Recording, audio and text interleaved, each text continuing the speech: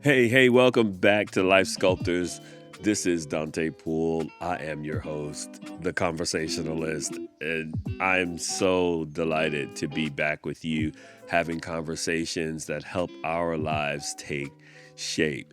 It's a snowy day here in North Carolina, and I am enjoying watching it, but I don't miss having to shovel it. So it is so good. So many. It's just wonderful to see it, and appreciate it in different ways. I have friends that love the snow. I know they are just excited about what's happening today, and you know who you are, and so. Yeah, all the good, all the good. So, listen, today we continue our conversations about all the things that are happening. I mean, so like in March, my new book's going to be released, Developing a Durable Mind. And I can't wait to get it into your hands. I know you've been anticipating it. We are getting all the things set up so you can do some pre ordering and all those things. So just know that I'm working hard to get that to you so that we can make that happen. Uh, Man, it's going to be a good thing. It's already been a good thing. And I am, again, really excited about it and can't wait to share it with you and the rest of the world. But today's conversation is based on a book by Vashti Harrison. Let me get that right. Vashti Harrison. And the title of the book is Big. Now, there are pictures and things in this book that I'm probably going to have to describe in order for you to really have the full impact of it. And so some of the words I share may not be what is actually written, but I have to describe this to you so you can get the fullness of what this is. So here we go. Vashti Harrison's Big.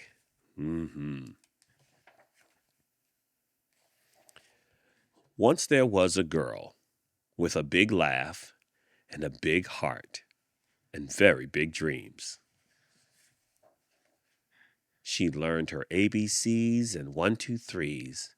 She always said please and thank you, and even put away all her toys. At dinner, she ate all her food. What a big girl you are, the adults would say. And it was good. She grew and learned and laughed and dreamed, and grew and grew and grew. And it was good. The words on the page are kind, caring, considerate, smart, creative, free, fun, graceful, nimble, compassionate, imaginative. And it was good until it was not.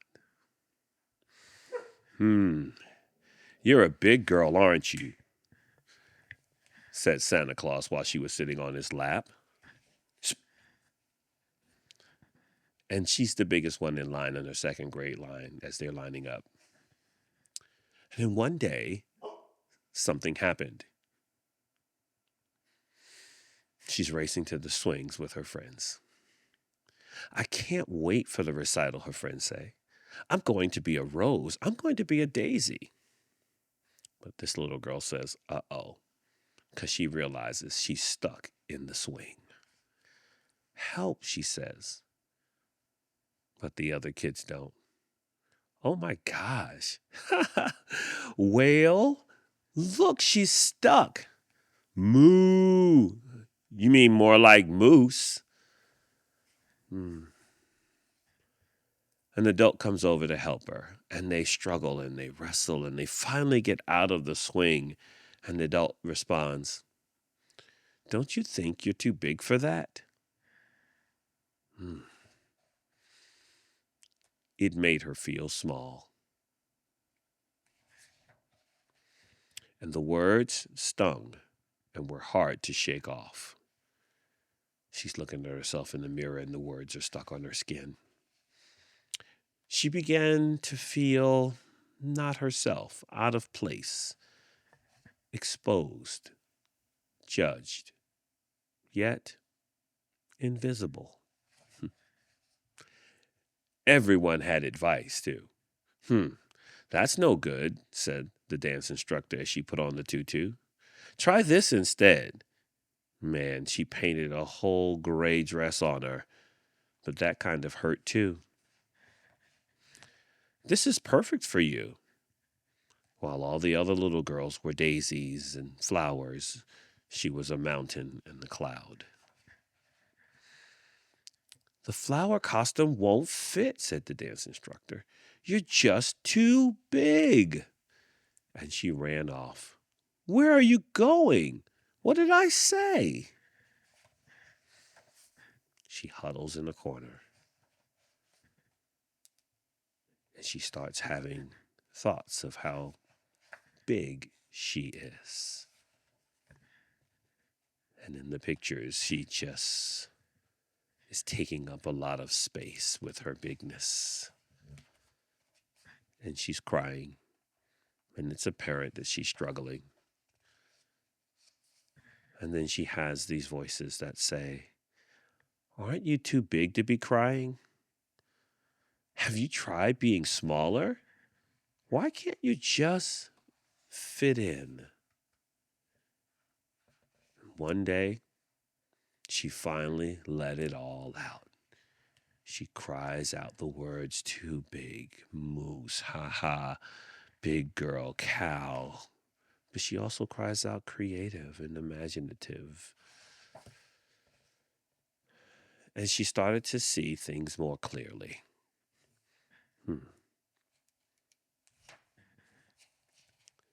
And she decided to make space for herself and was able to see her way out.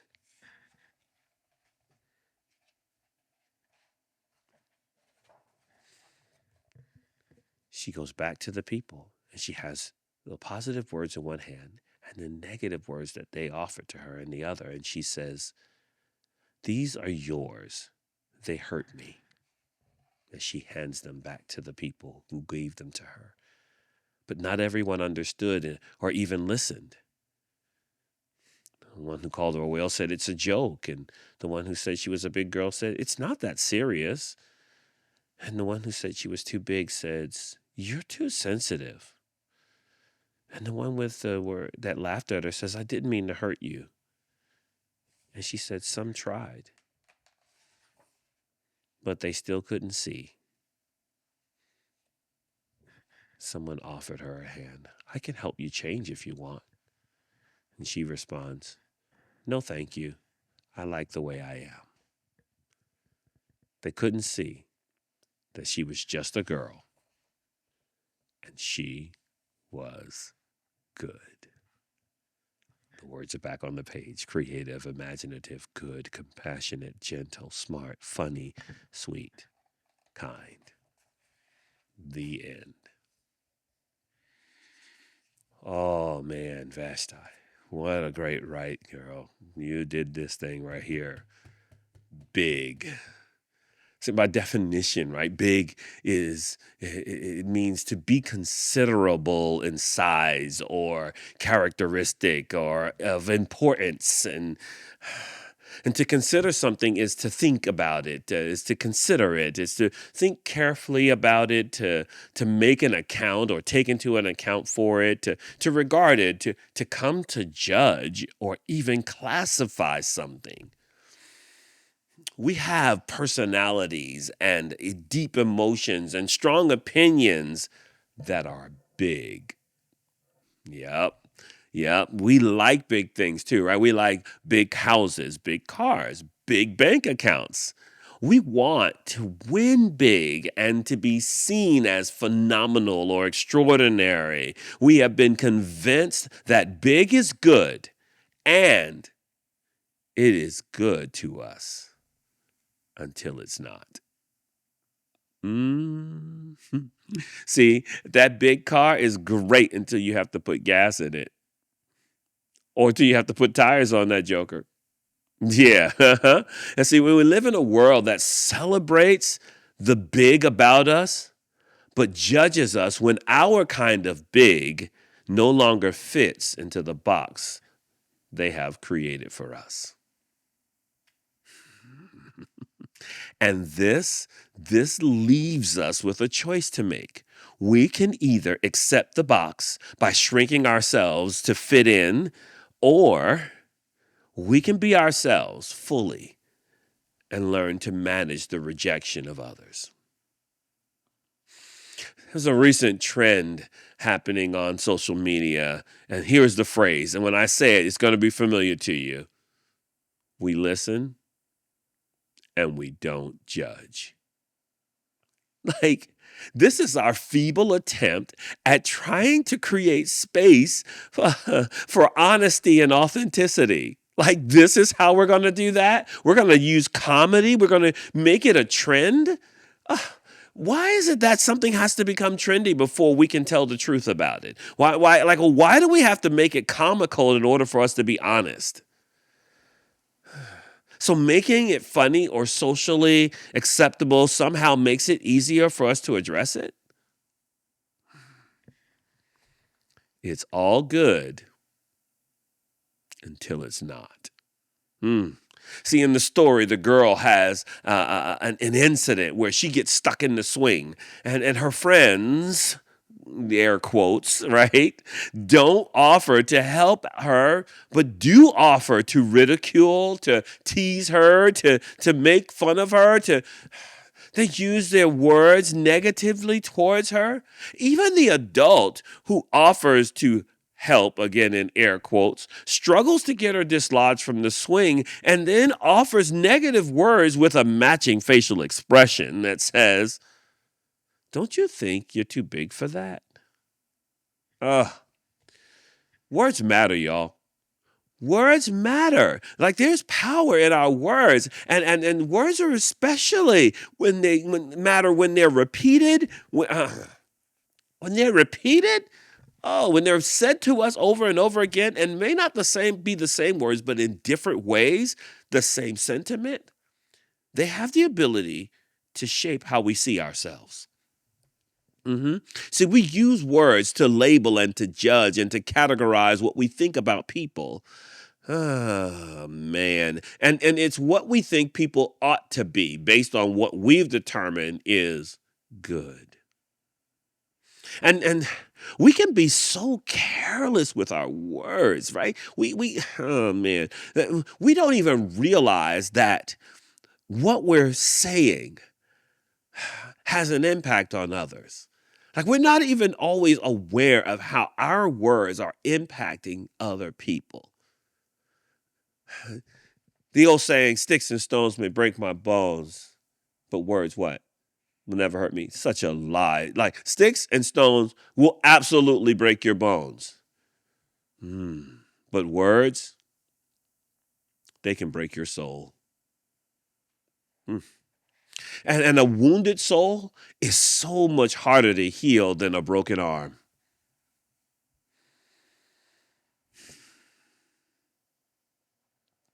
So why do negative words stick to us like crazy glue while our positive words stick to us like cheap Post-it notes? Like, how do external negative labels impact us so much that they affect our self-perception and our identity formation? Like, what labels are you carrying? Positive or negative? And how are they shaping your journey? Don Ruiz, in his book, The Four Agreements, he says it this way. He says that we make agreements with negative labels others place on us. What? We make agreements with the labels? Y'all. It's like, wow. So when and how we make agreements is we live them out. We accept them, we wear them, we become them. And the question is, how do we break those old agreements? Right? How do we get away from the agreements that are not serving us well? We've been domesticated into believing that being normal is being like everybody else. When we're young, right? We were free to be who we were. We just be who we were. But as we got older, we allowed the opinions of others to determine our self perception because we long to belong. Ah. And how we show up in the world has something to do with the way we were raised. Our parents gave us what they had, period. All right? They couldn't be more than what they were. And some parents did a great job, and some parents really struggled with it. And whoever raised you, it doesn't matter. They did, and they could only give you what they could give you. And so for us to expect to have gotten something that they weren't capable of teaching or giving is an unrealistic expectation. And sometimes people are struggling because they were like, you don't know how I was brought up. You don't know what I experienced as a child. You're right. A lot of us don't know. But what I do know is this, that you get to make a decision as to whether or not you're going to continue to come into agreement with what was traumatizing or what was negative in your life. And so words have power. But here's the other thing, right? We have to learn to redefine strength. We got to find another way of identifying our self-worth. What does that mean? It means that society often connects size, whether that's physical or emotional or personality or materialistic, with worthiness. Like, and how do we break free from those constraints, right? Where the world around us says that the bigger something is, the better it is. Bigger is better. I'm telling y'all, it's probably more Western in its thinking than it is in other Eastern countries. Listen, authentic relationships require us to embrace our full selves. It requires us to also make room for others to be themselves without judgment. And most people value strength. Like, we want to be seen as strong, and we want to be strong in different situations and scenarios. We want to be strong in our life. We want to show up strong in our lives. But we have a distorted view of what that really is. Can I tell you that strength is about adaptability, not about conformity. And so when we make an agreement with the negative self-narratives, then what we make an agreement with is a shame-based conversation we have with ourselves. But when what we really need is a growth-based self-narrative. You see the difference between those? And so we have to redefine our self-worth and redefine strength so that we can occupy the space in which we were made to occupy. And that really is this next point, is that we got to learn to own the space and walk in confidence. We got to own our space and we got to walk in confidence. Being big is about learning to take up the space that is yours unapologetically. This is so important, right? We struggle because we shrink ourselves so that we can make other people comfortable.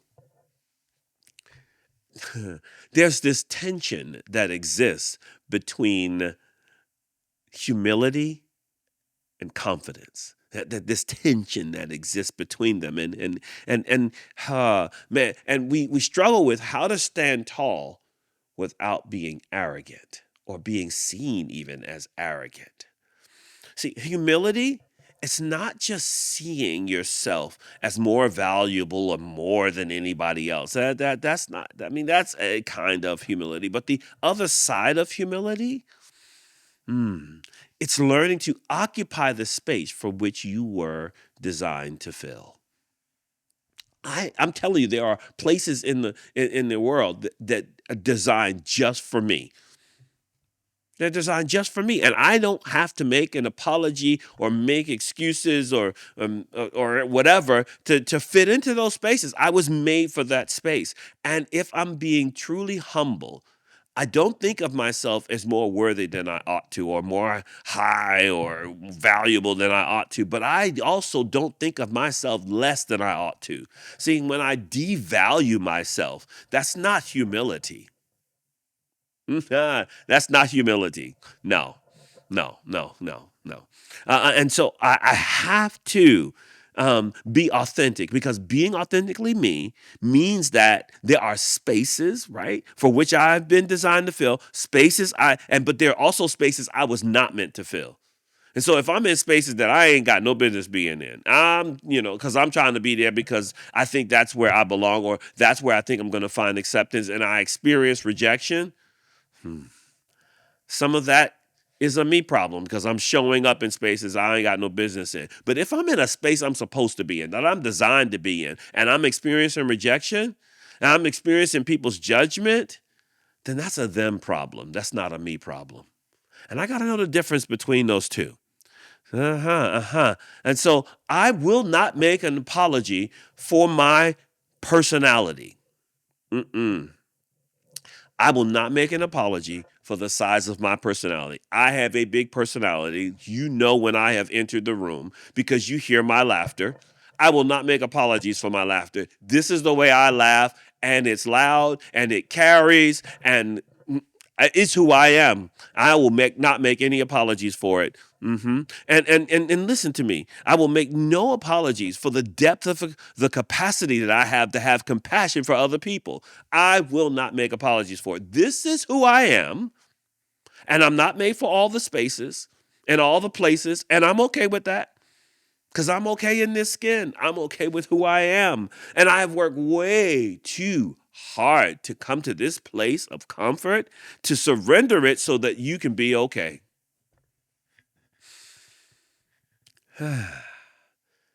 Whether you judge me or not because you don't get me, that's a you problem. That's not a me problem. Okay. In Atomic Habits, James Clear says this: small shifts in perception lead to identity transformation. Small shifts lead to identity transformation. So let me offer to you some suggestions of small shifts that I believe will help you in your journey to accepting your size in the world. Okay, you ready? Here's the first one. I want you to shift from a mindset that says, I'm not enough or I'm too much, to I'm exactly enough. I love that. I am exactly enough. So instead of seeing your big personality or your deep emotions or your strong opinions as a problem, let's reframe them as strengths. Like, the world does not need a watered down version of you. It needs all of you. I'm exactly enough. I might get a T-shirt that says that. I don't know. We can start a movement. I'm exactly enough. Number two, here's the other shift. I want you to shift from the thinking, what do they think of me, to what do I think of me? I mean, we spend so much of our energy and time worrying about the external validation of people. I mean, we give way too much power to what other people think about us. We do. We really do. But true confidence, it comes from inside of us, yo. So instead of measuring myself by others' opinions, what if I focused on my own self approval? Like, what if you woke up every day and you just asked yourself, what do I need to hear today? And then say that stuff aloud to yourself. I'm just saying. All right, here's the third one. I want you to shift from I'll be confident when to I choose confidence now. I choose confidence now. See, confidence isn't something that you earn when you hit the big goal or when you get the big win. It's something that you practice. Yep, yep. So stop waiting for the perfect moment to feel worthy. Walk in it now.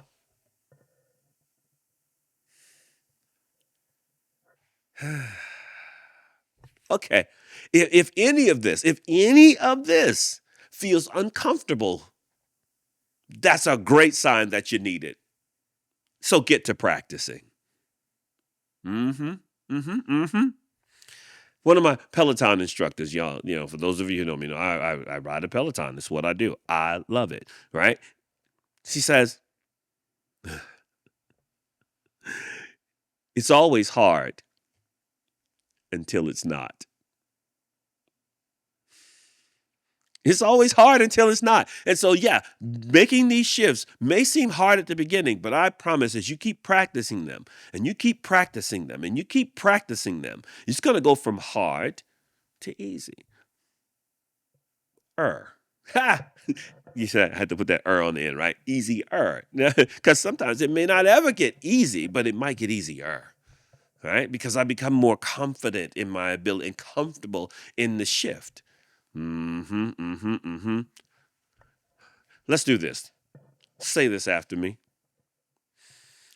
I deserve to take up space. I'm worthy of relationship, love, and success.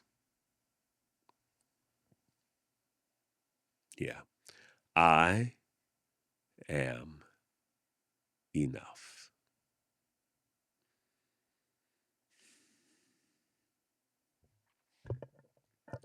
Listen, be big on purpose,